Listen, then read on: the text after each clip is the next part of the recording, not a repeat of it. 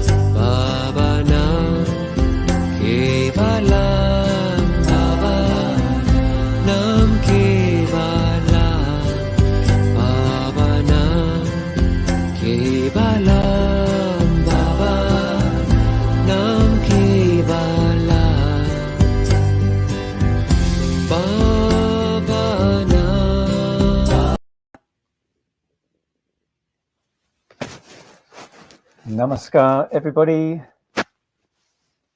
and welcome to Wednesday meditation. Nice to have you. I'm assuming everything's okay here. Let's see, I'm going to bring up a couple of words.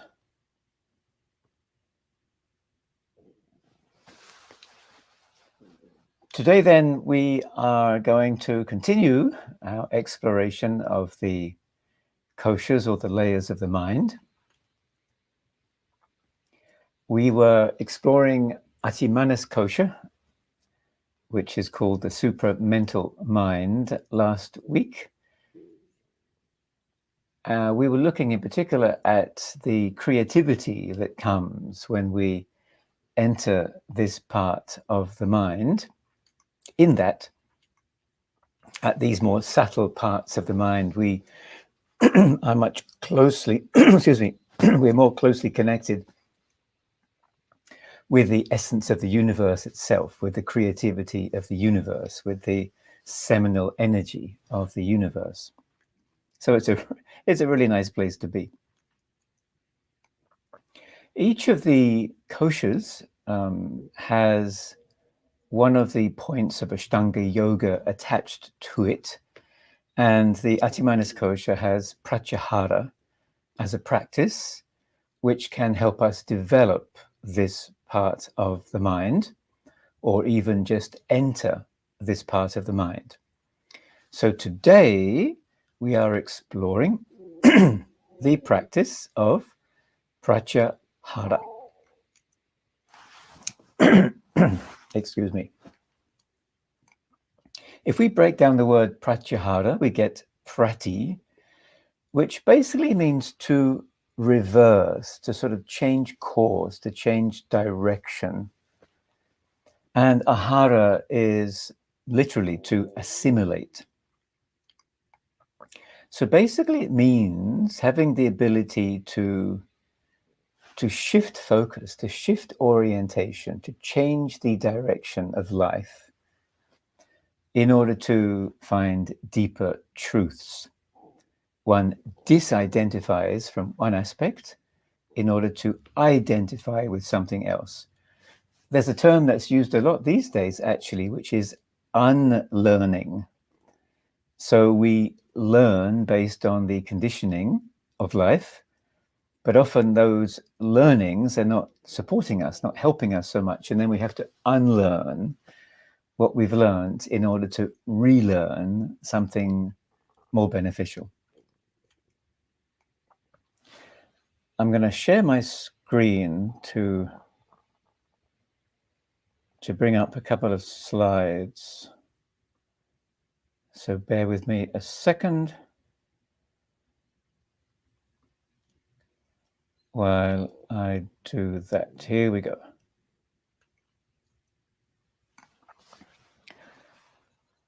I'm just going to have a little drink. Hold on 1 second, because my throat is irritating me.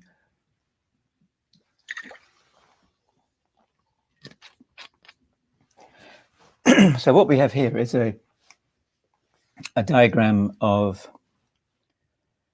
the spectrum of consciousness. Ken Wilber, actually, the great thinker, came up with this concept of a spectrum of consciousness. So I'm using it to explain the process of Pratyahara. All right. Now, in life, everything needs input in order to get a certain output.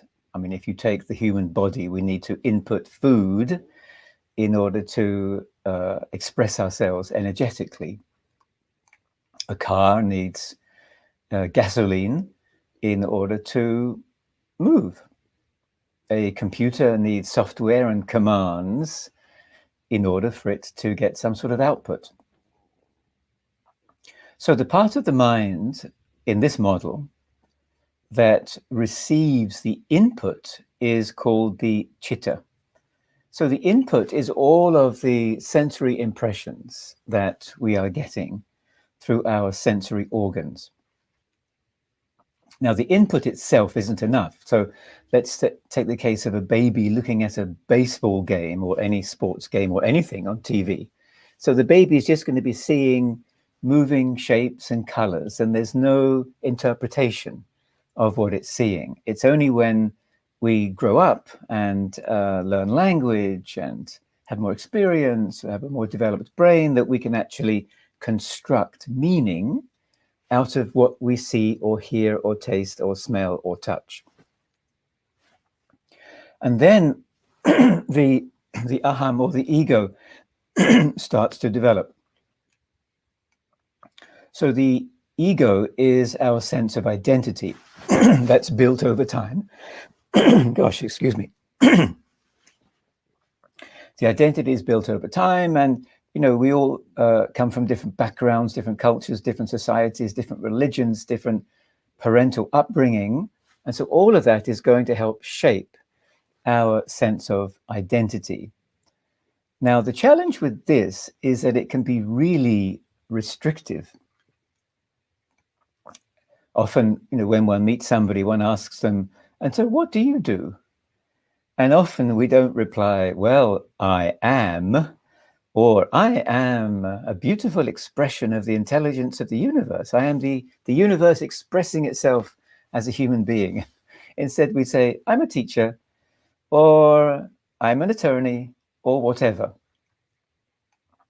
So often our sense of identity gets restricted by the way either we perceive ourselves or we allow society to perceive ourselves. When I used to teach at university, we often spoke about social media and how it facilitates this comparison culture. So I'm not as beautiful as the other, as intelligent as the other, as popular as the other. This is another example of the restricted sense of identity when we exist in comparison to others. So this then is a very limited way that we see ourselves as human beings, if we're just concerned with these two parts of the mind, the chitta and the aham. And this is conditioning.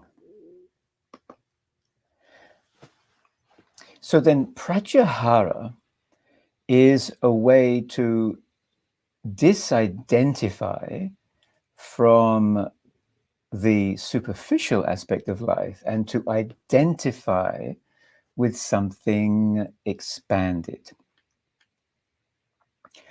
There are many ways of looking at pratyahara.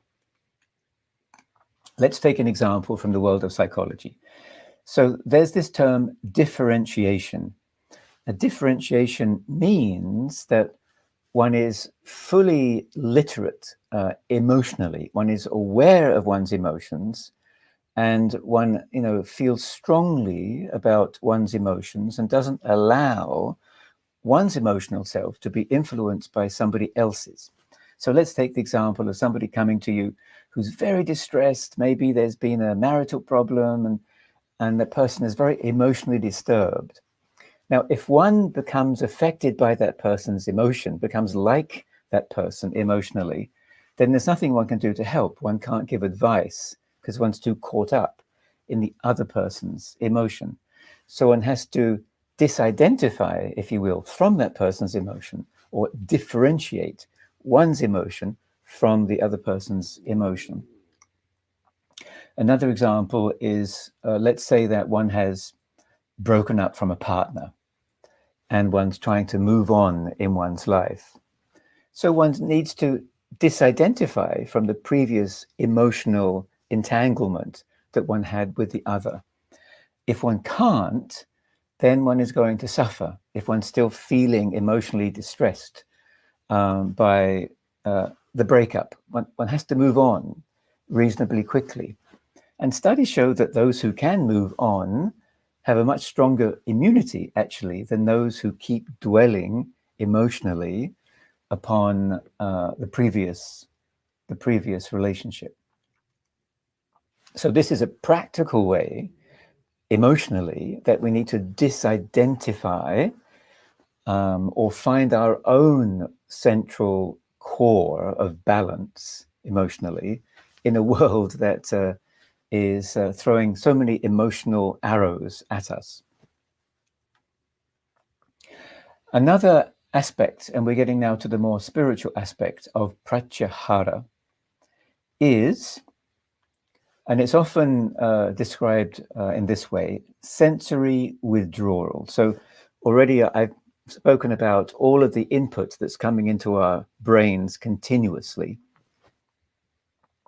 So Pratyahara is when we can turn away from that. And we do that often by closing our eyes. This is one reason when we meditate that we close the eyes. It's a bit more difficult to close the ears and to close the nostrils, but we close the eyes in order to remove ourselves from the sensory input. Now, there's a lot of value to this.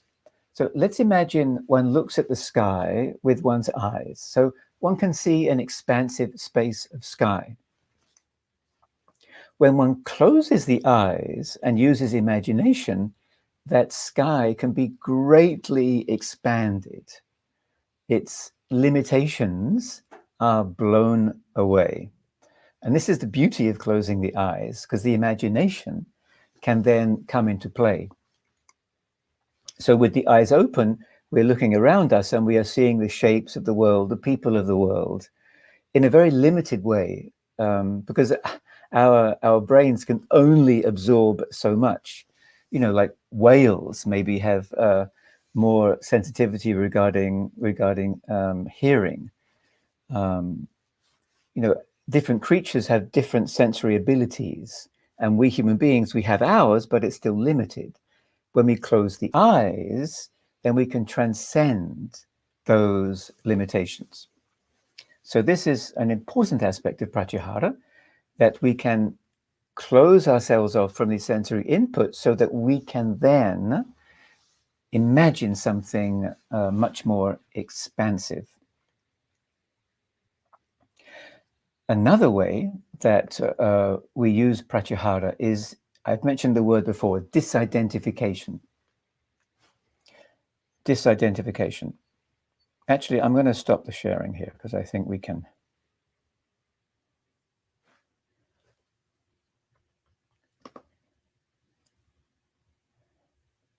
Can you? All right. Yes. Disidentification. One of our challenges as thinking human beings is we take our thoughts very seriously. But actually, a large percentage of the thoughts are not relevant. we can simply allow them to come into the mind and to leave as quickly as they came.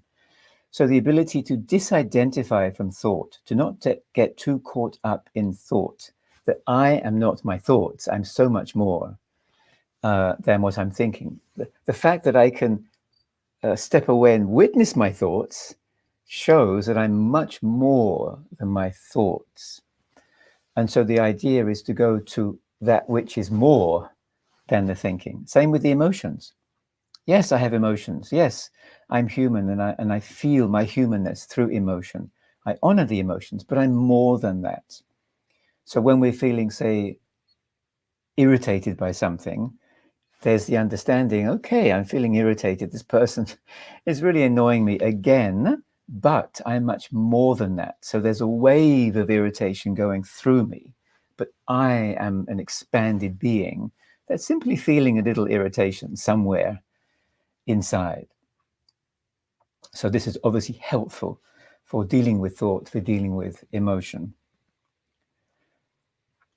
There's a really nice example of disidentification from the Beatles.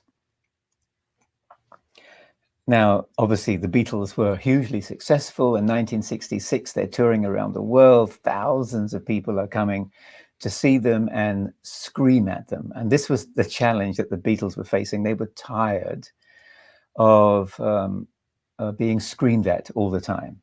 Like, the music was no longer relevant. People were just, in this idol worship of the Beatles. And they played at the Dodger Stadium in New York in 1966. And after that concert, they said, that's it. We're not going to tour anymore. It's pointless. Nobody's coming for the music. They're coming just to idolize us. And what they did, they disidentified from the Beatles, and they created an alter band, an alternative band in their imagination, which was Sgt. Pepper's Lonely Hearts Club Band. And they made an album, right, based on the identity, this new identity of the new band. And that album was incredibly successful, and it created a shift in the world of pop music because of its creativity, because of its innovation. So it changed a whole genre in a way of music, simply through the process of disidentifying, because the old Beatles had outlived their purpose. They was no longer relevant. Something new had to occur.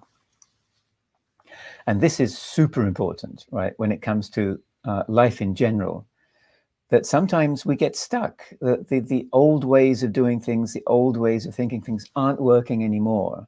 And we need a process of pratyahara in order to remove ourselves from the grip of the old and see what the new possibilities could be. To do something as simple as the Beatles and create another identity as a group of musicians. Now, when we do turn away from the smaller self, the limited self, and we turn towards the more expanded self, we are, in a way, looking towards what we call the soul. Now, the soul has been explored by human beings since the beginning of time, and there are so many ways to define it. But one way I've seen it defined, in fact, by my own guru, is that the soul is the knower, that which knows, that which has the deep wisdom, that which has the original insight. The soul then is nothing but the expression of original wisdom, the expression of the essence of the universe itself within the human being. So the soul is seen as something different from the mind. The mind is always going to be somewhat limited because our understanding of this world is going to be always somewhat limited, even if we're in a very expanded state. But the soul is something which has no limit, it has no boundary, given that it's the gateway or the expression of the infinite essence of the universe within oneself. So pratyahara is then turning towards that soul, turning towards that which knows. There are moments in life when we suddenly get a wave of inspiration. So one could say that that's the voice of the soul, if you will, expressing itself, overriding the limited sense of self and exposing one to this infinite impression upon the self that we are calling soul. What happens when we turn towards that is we transform as human beings. We become more loving. We have the ability to find a deep happiness within. We don't need anything external for happiness.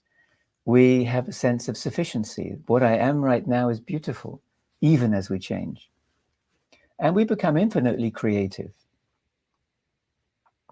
So this then is our maybe life's purpose in a way, to be able to make the pilgrimage, the spiritual journey to the soul, even as we function practically in the world. So this is not advocating going to the cave or the forest and leaving the world. The world needs soulful people. And so one remains engaged as one is seeking out one's deeper self. A good analogy for all of this, and this comes from a guy called Hollis, but when we're in the more superficial parts of the mind, we're intrigued by the light bulb. Oh, the light bulb has such a nice shape, and it's wonderful how the light bulb is giving us light. But we forget that it's the electricity going through the light bulb that is producing the light. So turning towards the soul is turning towards the essence that animates everything, the electricity, if you will, that gives light to the bulb. And so when somebody asks us, well, so what do you do? Well, if I'm just the bulb, the light bulb, then, I'm a teacher. But if I am understanding that there's something deeper that's giving light to the bulb, then I am an expression of the universe as a human being. There's a lyric by the musician India Ari. I am not my hair, I am not my skin, I am the God that lives within. So this is pratyahara also. Understanding who in fact, or what in fact one truly is. All right, we're going to put this into a meditation. In the meditation, I'll be using that spectrum of consciousness. So we'll start by looking at the external world, seeing what's around us, and then we'll turn the mind inwards and we'll journey to the soul. I'm just laughing because, obviously this is a very long pursuit, but we'll try to experience what it's like to fully identify with this inner illumination. Great, we're going to then do some chanting. I guess I need to bring up the Bhavanam Kevalam. Not sure if we have any new people here or not. There it is.